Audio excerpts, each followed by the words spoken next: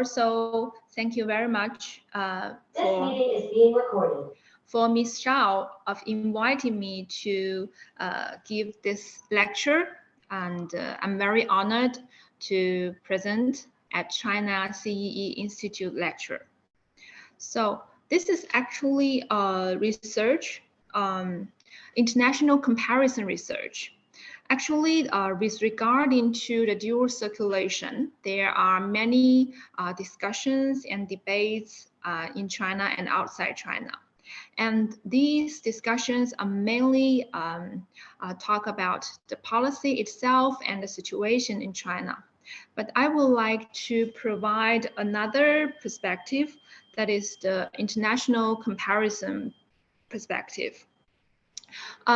This is because although in the major developed economies, there is no so-called dual circulation developing pattern or this kind of strategy, but actually during the development of these countries, the promotion for both domestic circulation and foreign circulation were existed.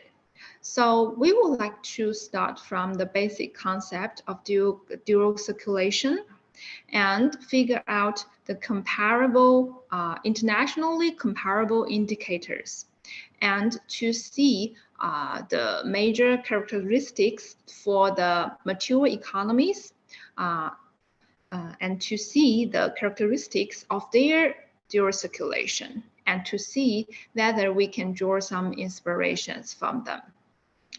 By the way, when I did this research, this is actually a joint work with my colleague Xiaomin Cui, and when we do this research, we also survey the domestic literatures related with the dual circulation. Actually, the earliest paper talk about the concept of dual circulation can be traced back to 2014. So although the basic concept was a little bit different from what we have seen now, that paper was published in the journal of our institute, the Review of International Economy. It's a Chinese journal, 国际经济评论. So Ms. Zhao was leading the editorial board of Review of International Economy at that time. So that was 6 years before dual circulation was proposed. So, so Ms. Zhao really have very good foresight in selecting research topic and papers. And this is not the first time I found that. So let's move on to the talk. So this is the major outline of what we are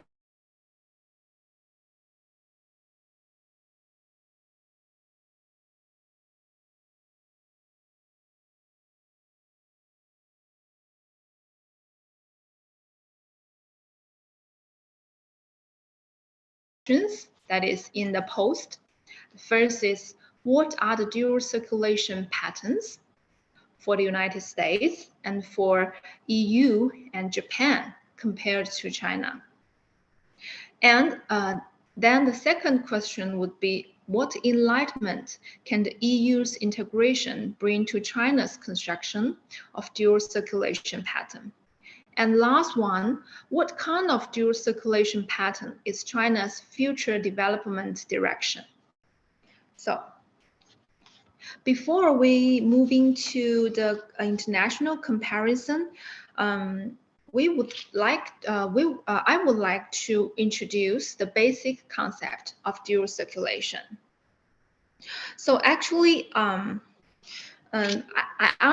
fully understand that when the dual circulation was proposed, there were many controversial debate and concern, and such as, will China close the door and focusing on the so-called domestic circulation? So actually, the concept of dual circulation was involved during the past year. In 2020, the May of 2020, it was the first time the dual circulation was proposed by President Xi. And till the next year, in 2021, the March, the release and approval of the 14th five-year plan, the dual circulation, was written and has been a whole chapter 4, in the 14th five-year plan. So during that time, almost 1 year, there were many debate and discussions and improvement for the concept of dual circulation. So our introduction today would focus on the final version, that is what we have seen in the 14th five-year plan. And there, this view, the core view and the core idea of dual circulation. So why China proposed the dual circulation? So from an intuitive way, people usually link the dual circulation more related with the opening up issue. But actually, when the dual circulation was proposed, it is more related with the issue of reforms. And the main focus was on to solve the problems in the domestic market and domestic demand. And also, in the background of opening up, the resolution of this question should also need the backup of a higher-end opening up policy. So why dual circulation? The first reason is that there are blockages and bottlenecks and mismatches in the domestic circulation. For example, the free flow of labor between urban and rural area, and also the issue of excess capacity in some industries. And the second reason is the interplay of foreign trade and investment, and the domestic development needs to be improved. During the past time, foreign trade or foreign investment are more connected with the so-called processing trade. That is, the input and the final demand was all foreign, not domestic. We call it in Chinese 两头在外. So the development of the domestic market and upgrading of the industry and thinking about the new role of the foreign investment is very important. And the last reason is that the role of the domestic consumption and investment needs to be enhanced. So in the GDP, in the growth pattern of China, the role of domestic consumption and investment was relatively low. So that is the three reasons. So there are actually three aspects of the dual circulation or the new development pattern. So the first is that we need to smooth the domestic consumption. As you can see here, what is domestic circulation? So this is domestic circulation. So from production to distribution to circulation and finally to the consumption. So from the production side, actually it is closely related with the reform in the supply side. And the core of this reform is trying to upgrade the supply, and so that the supply would be able to match the new demand and also create the new demand. And the background is with the average income per capita increased in China, the demand of China has also upgraded. So there are more demand on the new consumption goods, higher-end consumption goods, and also higher-end education, medical, and housekeeping services. Their demand has also increased. So the production is trying to match those new demand. And also, we are thinking to create Chinese well-known brands. For example, during the Beijing Winter Olympic Games, more people are known in the Chinese sports band Anta. And also, Anta has merged the brand operation rights of famous Italian sports brand Fila, and the Fila has a very good selling performance in China. And secondly is the distribution. So the distribution is actually trying to promote the smooth flow of factors, including capital and labor.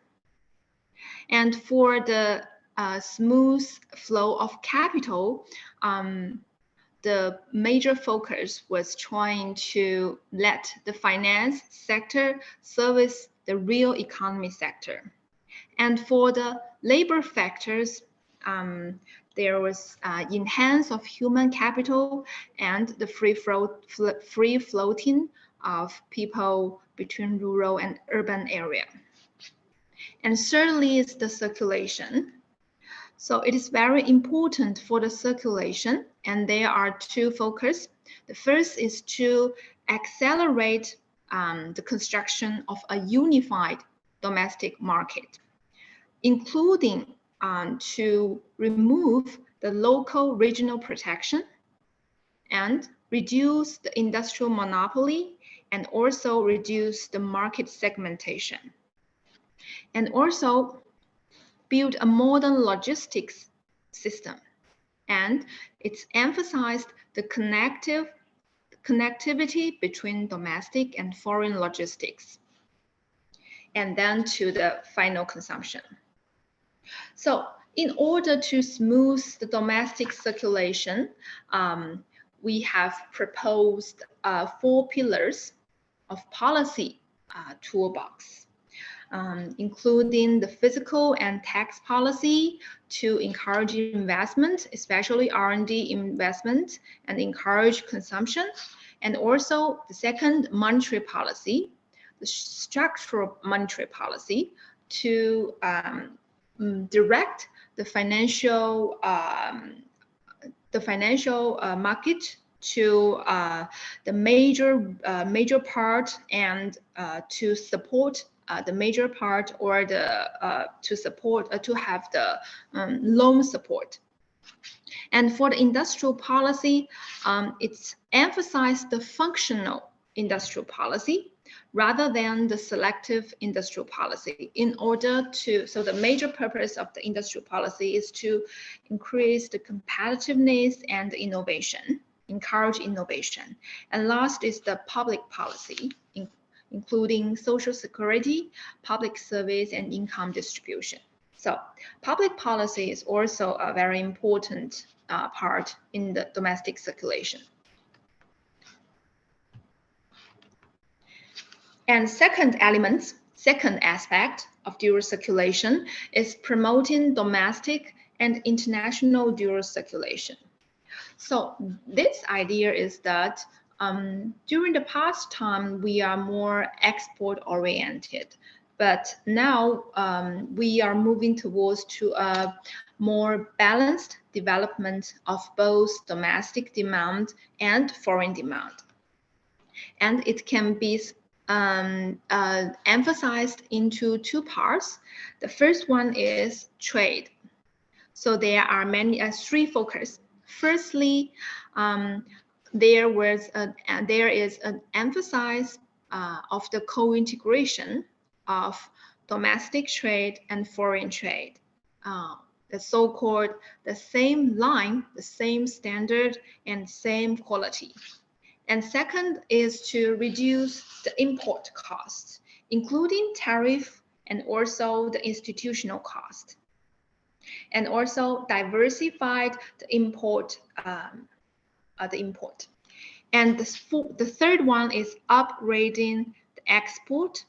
For example, upgrading the processing trade and digitalized trade, and also cross-border e-commerce. And last one is the interplay, promote the interplay of trade and investment. That is, promote the, let the foreign investment to promote foreign trade. And the other one is investment. During the past, the basic idea is generally bring in, that is FDI to China. And now the more balanced way is emphasize both bring in and go out. Go out is the ODI. So for the FDI area, there will be further opening up, including the opening up in education, medical area, and since 2018, we have also observed a rapid opening in the financial sector. And also improved investment services, and also encourage upgrading investment, including the higher end manufacturing and high level technology. And for the ODI, promoting the firms integrating into the global value chain and increase the multinational firms, expanding the multinational firms, increasing their levels. And last one is, the last aspect is accelerating the cultivation of domestic demand system. The demand system has been emphasized. So it has actually two parts.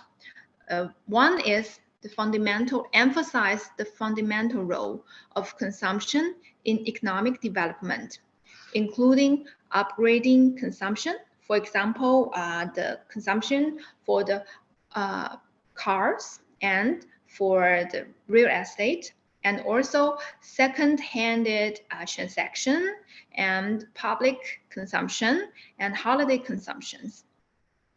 And also increasing disposable income of household, and also increasing the share of mid-income household to release the consumption potential. And the second one is the key role of investment in optimizing the supply structure. So the emphasis were on the infrastructure investment, industry investment, and new patterns such as PPP and rates. So from the basic idea of the dual circulation, we can see that the core idea of dual circulation is actually trying to further figure out the potential to further foster the potential of domestic market, and so that we would be able to, it would be more easier to upgrade the economy. So the natural question is that what other economies will be like? So this will be the first question we would like to answer. What are the dual circulation patterns of the United States, the European Union, and Japan compared to China? So we have found that the major background for the dual circulation was mainly the demand-based pattern, and also to increase the competitiveness. So we can, in that background, we can provide two types of comparison indicators. One is the quantity indicator, and the other is the quality indicator. And we can compare China with EU, US, and Japan in these indicators.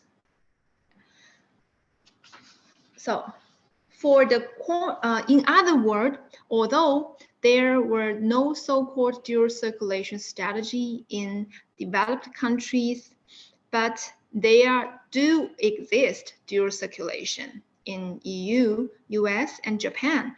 What are the dual circulation of these countries? So we would like to propose some comparable indicators.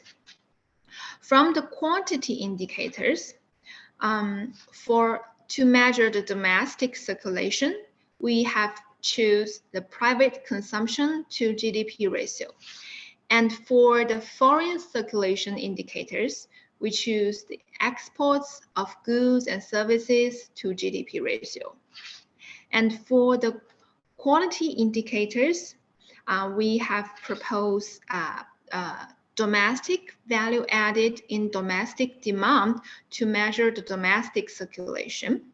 And we propose the domestic value added to the export ratio to measure the foreign circulation. So first, let's take a look at the quantity indicators.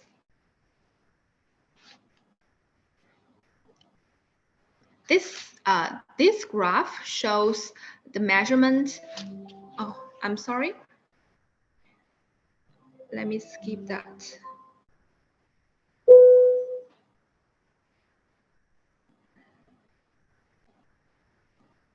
Sorry.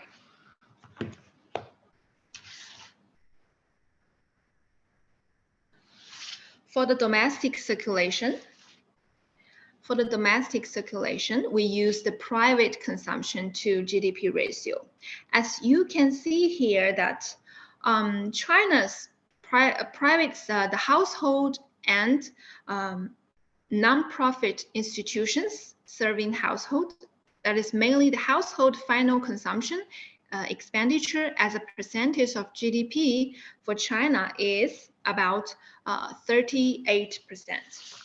That is significant lower than Japan, which is 53%, and lower than the US, which accounts for about 67%, and is lower than EU, and also the big countries in EU, Germany and France.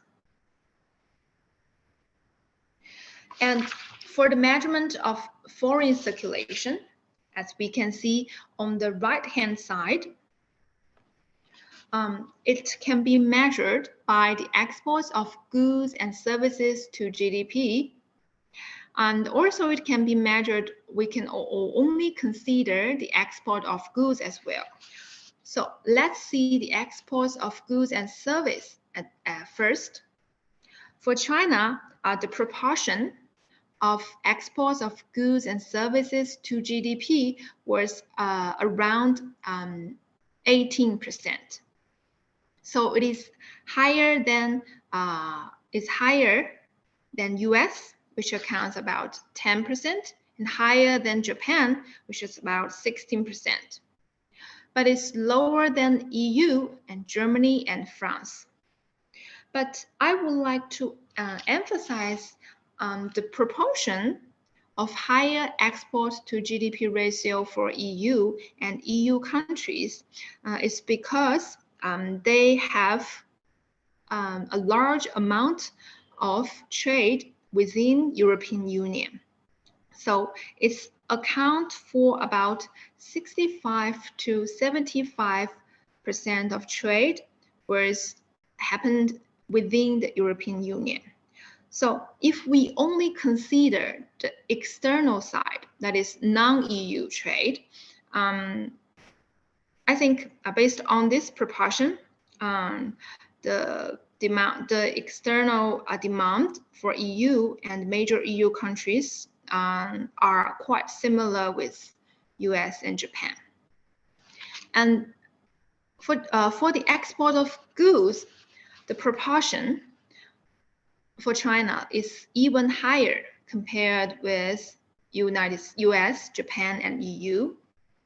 In this amount, I have to emphasize the first one is all GDP based, and second is BOP based. So these two might not be that comparative, but the country comparison is no problem. So if we consider the export of goods, China accounts for about 17%, which is much higher than the proportion of US, which is about 7%, and is higher than Japan, which is about 12%. And with regarding to EU and Germany and France, if we take the similar proportion of the trade within EU, then the trade proportion of GDP for EU and Germany was similar to Japan, and the proportion of France is similar to the US.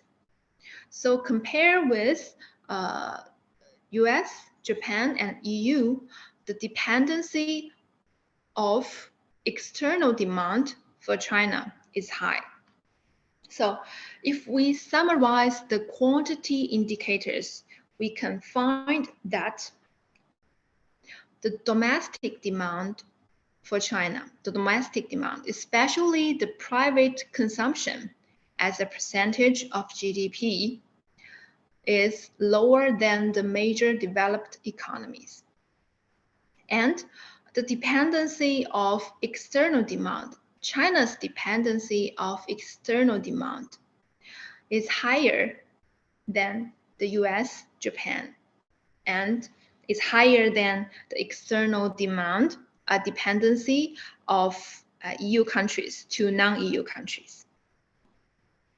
And then let's move on to the quality indicators. So the quantity indicators are from the data source is from World Bank, WDI, as the year of 2020. But for the quality data, since we need the value-added data, which requires the input-output table for different countries, so there is a data lag. We have used the OECD WTO TIVA database, and it's 2018 version. And so the data is in 2015. Recently, TIVA has released its 2021 version, but I have checked the major data. There is no very significant change with regarding to the indicators we are using today. So let's move on to the quality indicators. We first look at the domestic circulation indicators. We have used a measurement, that is the domestic value added in domestic final demand. So from on the left-hand side, this figure shows the total level, that is or the total demand. So as you can see here, the US and EU domestic circulation of US and EU are the highest, and China and Japan is very similar. So this is a general situation. Although the domestic circulation of EU as a whole is very high, is as high as the US, but for the single country, here I pick Germany, the domestic circulation is significantly lower than the other countries. So this means that Germany, as well as other EU countries, although there are some of the domestic demand are from foreign sector, but these parts were mainly provided by other countries within the EU. So does it mean that in the domestic circulation quantity, China has a similar pattern with Japan, US, EU, those major developed countries, it might not the case if we take a closer look at the sector or the industrial specific case. So on the right-hand side, I have provided the domestic circulation in manufacturing sector and in services sector. As you can see here, the high domestic value added in domestic demand are mainly comes from the manufacturing sector. So it's very high. It's about 82%. And for Japan, US, and EU, their proportion was lower than China for about 7, 16, and 5 percentage point. And Germany is even lower for about 23 percentage point. So from a whole view of the manufacturing sector, to increase the self-sufficient for China is not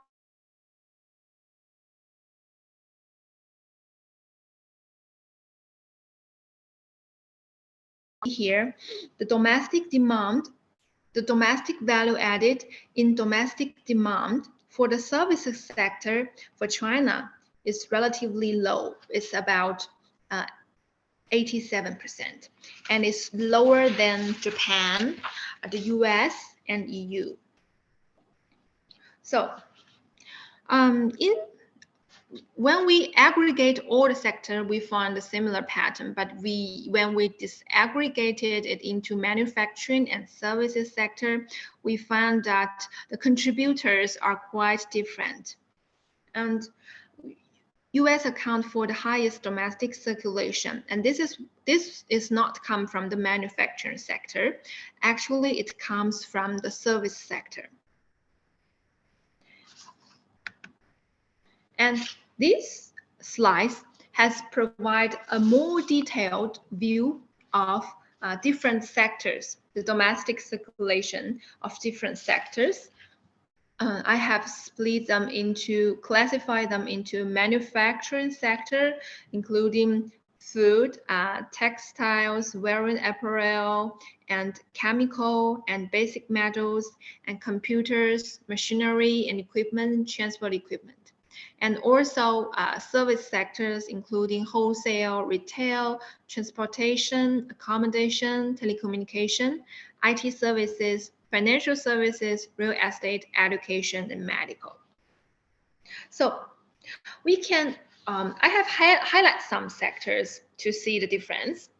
So for the manufacturing sector, for China, in most sectors, China has a very high domestic value added in domestic demand, especially in food products and also textiles, wearing apparel. But I still want to emphasize that in the high-end manufacturing sector, the domestic value added are lower, especially lower than Japan. In the higher-end manufacturing sector, Japan has very high domestic value added. And for the services sector, it's quite different from the manufacturing sector. In most sectors, China has a lower domestic value added in domestic demand.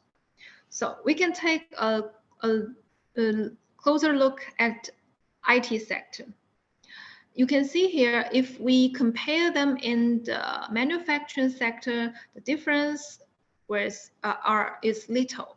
But if we take a look at IT and other information services classified in service sector, China's domestic value added is much lower than Japan, US, and EU. And the competitiveness of service for US is very significant. And the second quality indicator to measure the foreign circulation is we're trying to use the domestic value added to exports ratio. As we can see here, from the aggregated sector, there were significant difference, and China is significantly lower than, the proportion is significantly lower than Japan, US, and EU. And these can be observed that we are both lower in manufacturing sector and also lower in the service sector. And from the manufacturing sector, we can see Japan has the highest domestic value added to export ratio. But for the service sector, the US has the highest level of domestic value added to export, which makes in the aggregate level, the US also has the highest quantity of foreign circulation. So US is both highest in domestic circulation and foreign circulation. So this is the industrial level information.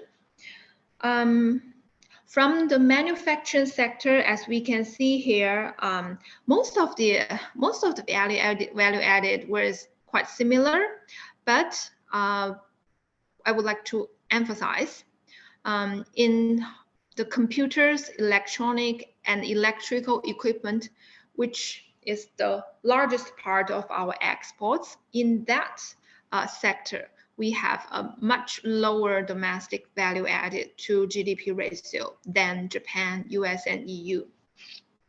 And so this is the lowest one. And for the service sector, quite similar. We have a lower domestic value added in IT and other information services, just the same as we have mentioned before. So if we take a look at why US has a very high competitiveness in service sector, we can see that US has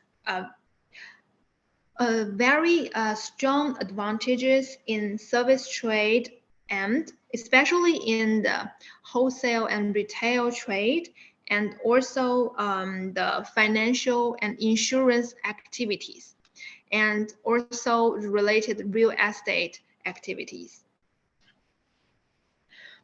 And especially for the IT and other information services, the US accounts for the highest domestic value added to exports.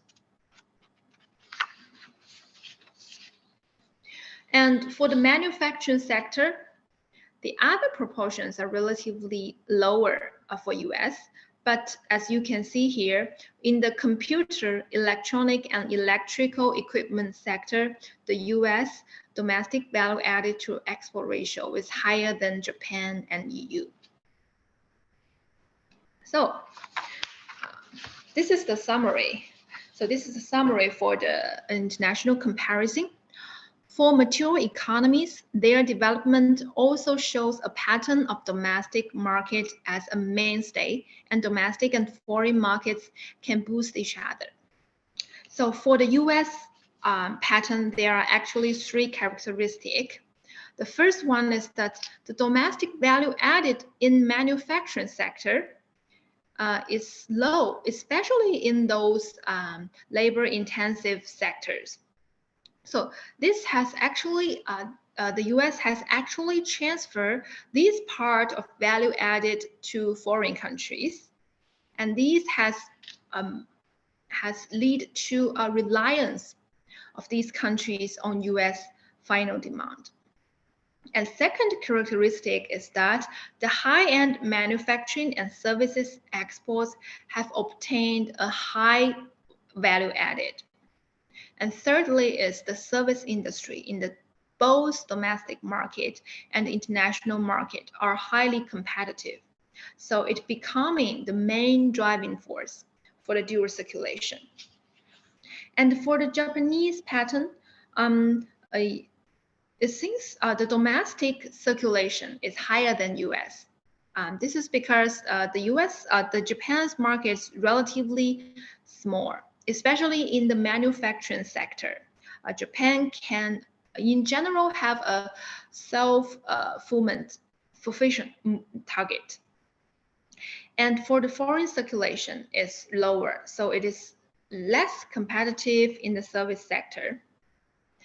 And for the EU pattern, in general, the EU as a whole have a similar pattern with the US, but but the domestic and foreign circulation for a single country is relatively low.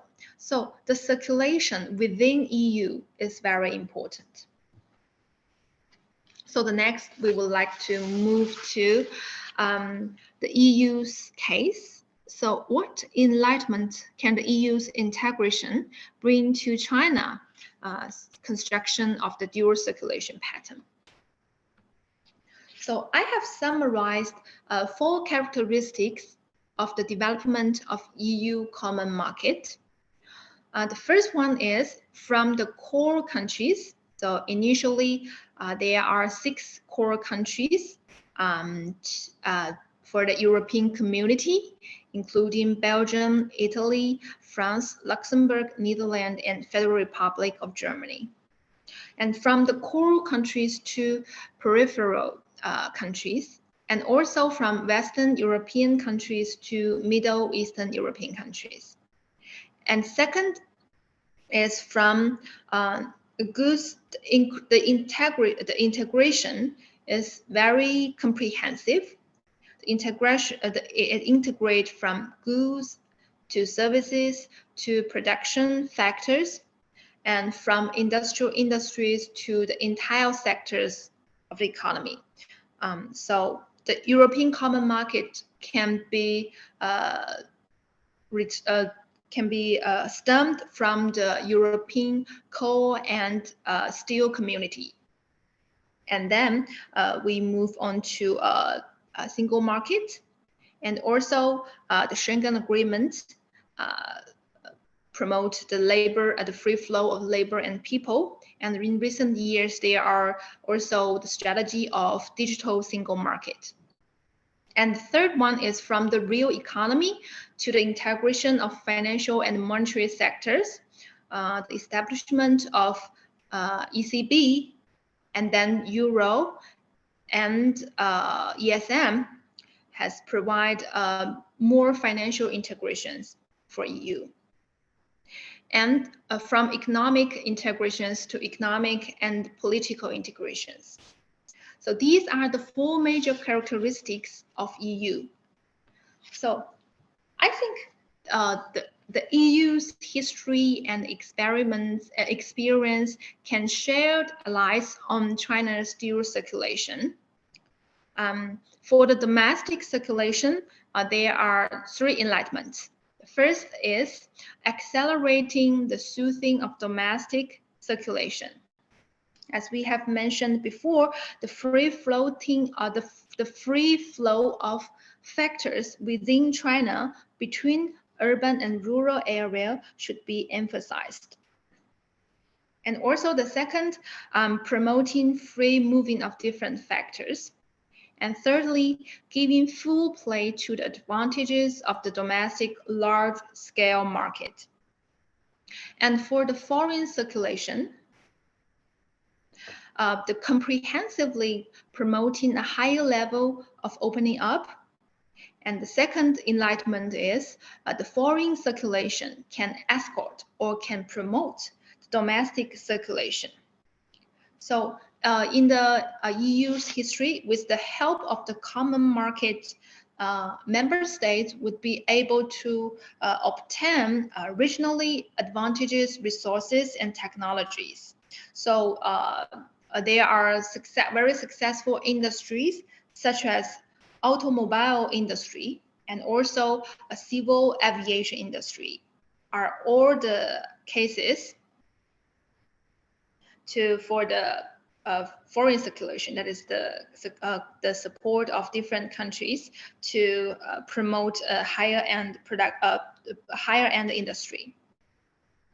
And for the dual circulation, EU is a very good and successful example of building a common market. So actually, Balasa has provided a classification of different levels of regional economic collaboration, from the preferential trade agreement and to free trade zone and to custom union and to common market, and finally to build an economic union. So this has shed some light on the construction of common market in East and Southeast Asia. So since the assignment of RCEP, I think the regional economic collaboration within East Asia area has moved from the second stage to the third stage.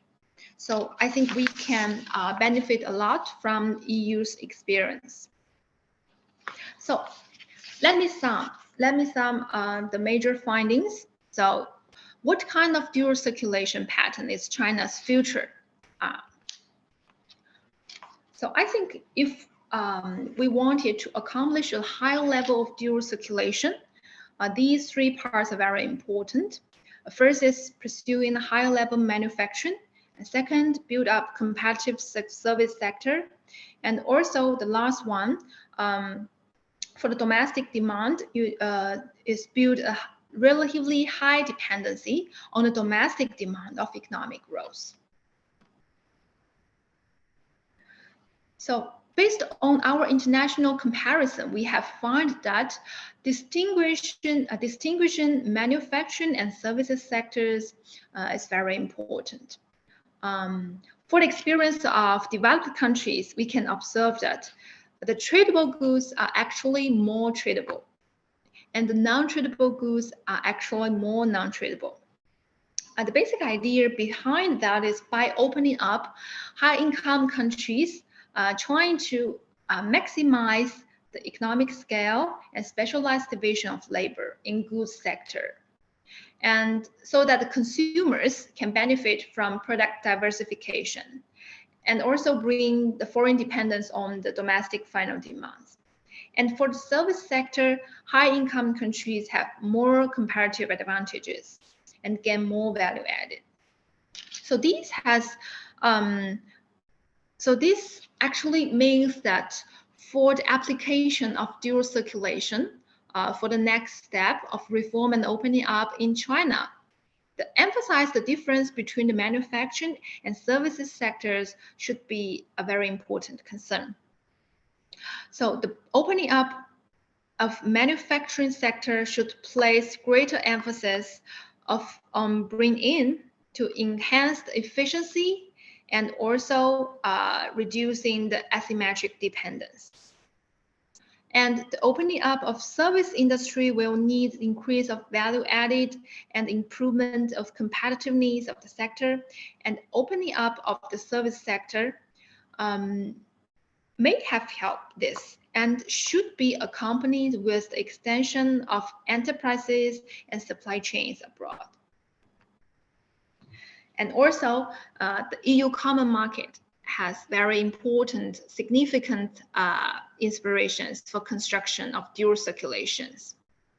It emphasizes the domestic super large scale market, and also it promotes a higher level opening up and let domestic circulation and international circulation mutually promote each other, and also give inspiration of promoting the construction of a common market in the East and Southeast Asia.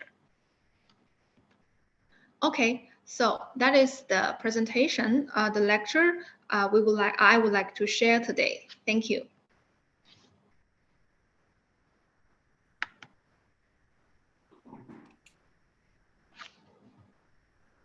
Thank you very much, Professor Yang, for this insightful. Thank you. Provoking. I have some question in the chat. Professor Yang. you hear me? Yeah. Yes, I can hear you. Okay, now we have questions in the chat. Okay. I look.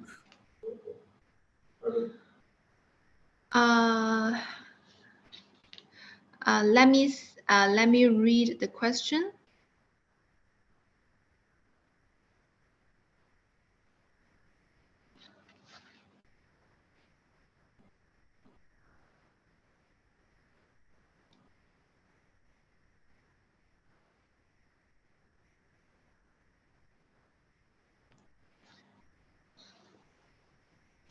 How does China promote its own technology innovation within the framework of the dual circulation strategy? That is to say, get rid of the image of a high-tech importer and become a supplier of high-tech products. Reduce the dependence of Chinese companies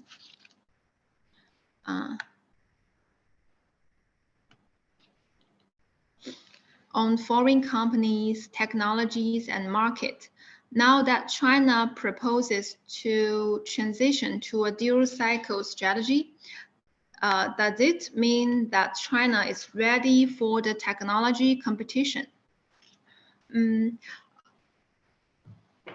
I would like to say that with the first question, I think China in the dual circulation strategy, China has still emphasized the importance of the both domestic and foreign circulations, not only the domestic circulations. And actually, due to the characteristics of global value chains, we have seen more international collaborations. Especially, there are many multinational companies now. They are trying. They are not only produce their products in China, but also establish the R&D center in China, which is also a very important type of FDI. And I think the collaboration between the different firms and different countries are still very important. I think it is not possible that, or it won't benefit different countries if we only close our door and develop our own high technology products. That is not. But we have to admit that there are risks because of the rising tension between China and the US, and also the technological block of the US to China. So that is the risk, and that is the background. But the major information that the dual circulation would like to emphasize was not on the higher technology products. It is more related with the domestic reform and the domestic, as I have proposed in the presentation, that the domestic demand is actually relatively low for China, comparing with Japan, US, and EU.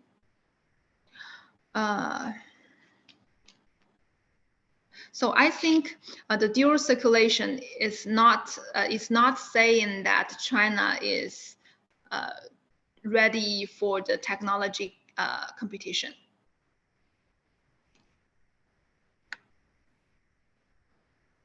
Our Albania colleague. Okay, I read the second question. As soon as China introduced the concept of dual circulation, some of the headlines in Europe included the world's self-reliance and isolation. How was this policy portrayed in China, and which were the keywords associated with it? So I think there are the initial proposed of the dual circulation has some implication of self-reliance. But during the involvement of the dual circulation, we have considered the dual circulation as a combination of the reform in the supply side, which is a very important reform strategy in China during past years. This is the very one important part of the dual circulation. It is actually the reform of the supply side. And also the second one is how to boost the domestic demand. The domestic demand is also very important. As you can see in the domestic, as you can see in the international comparison, the domestic demand, especially the private consumption for China to its GDP, is relatively low. So actually, this is more related with the upgrading of Chinese economy rather than we would like to move on to a self-reliance. And also President Xi has emphasized later that the dual circulation was not to does not mean self-reliance. The external, the opening up is always very important, a very important policy for China.